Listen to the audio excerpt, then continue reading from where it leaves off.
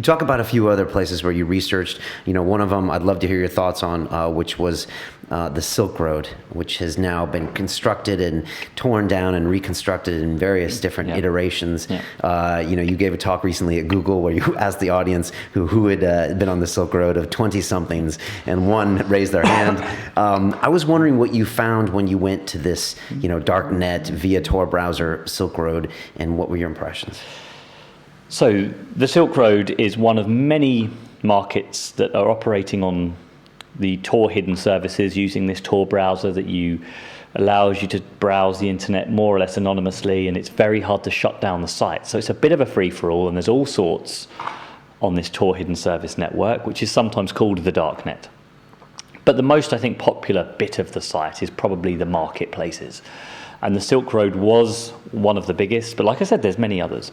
Now, the amazing thing when you sign into to the Silk Road is just the sort of how familiar it all looks. Anyone that's been onto Amazon or eBay would immediately know what to do.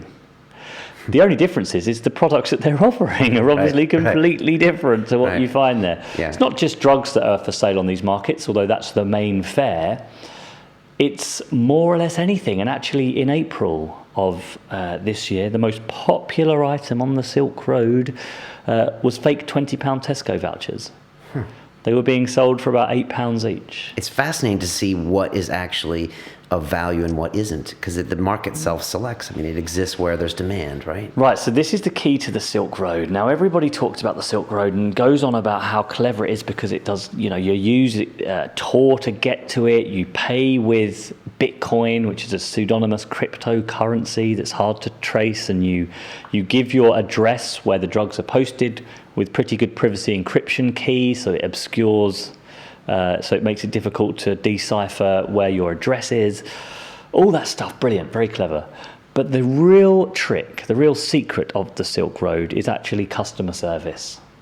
That's what keeps it together, because what's happening there is it's like Amazon in the sense that it is a genuinely functioning marketplace. Hundreds of vendors offering thousands of products. The key is, how do you choose between them? Everyone, like on Amazon, has a little picture, a little product, description, and it has a price, and it has a vendor. Right. It looks maybe like eBay did in 2006. Looks like eBay. Right? That sounds about right. Right. Sounds about right. For the record, I have been on the Silk Road. I said it. But the real secret is that the user reviews. So just like on Amazon, people that buy products, probably even more than on Amazon, people that buy products feel obligated to rate the product they have received. Right. They give it a score out of 5, and they give it a product description. So was it good? Was the purity good? Was the packaging good?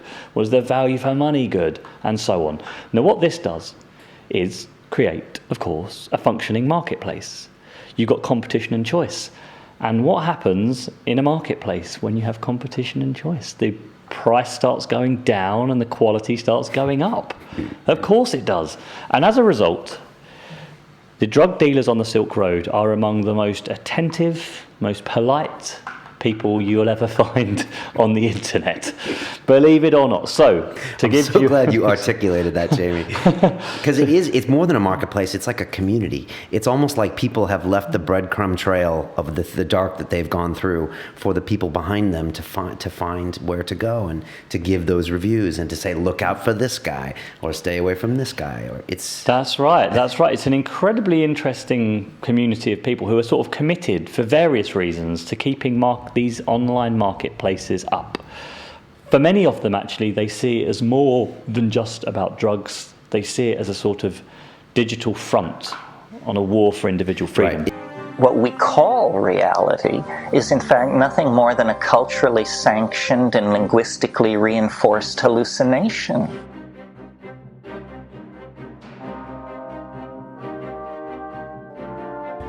This week on London Real, we have Edward Snowden's attorney, Jessalyn Raddick. Edward Snowden made the only choice he could make, which was to go outside of the United States to blow the whistle. What we're going through now, people should be marching in the streets over what NSA is doing. There has been so much fear-mongering by the government that they've been able to create an entire surveillance state. And former NSA executive turned whistleblower Thomas Drake. What I was blowing the whistle on was government illegality, violations of the Constitution, massive fraud, waste, and abuse and wrongdoing. This was raw power. This is the government saying, you know what? 9/11 is our excuse. We're just going to get the data. I was facing 30, 35 years plus in prison. To send a chilling message. To whom? To other whistleblowers, to others in the government. If you dare hold up a mirror to the government, if you dare speak truth to power or of power, we're going to hammer you and hammer you good. On Sunday, London Real presents Jesselyn Raddick and Thomas Drake, NSA whistleblower. We just don't do this to Americans. That's why we had an American Revolution.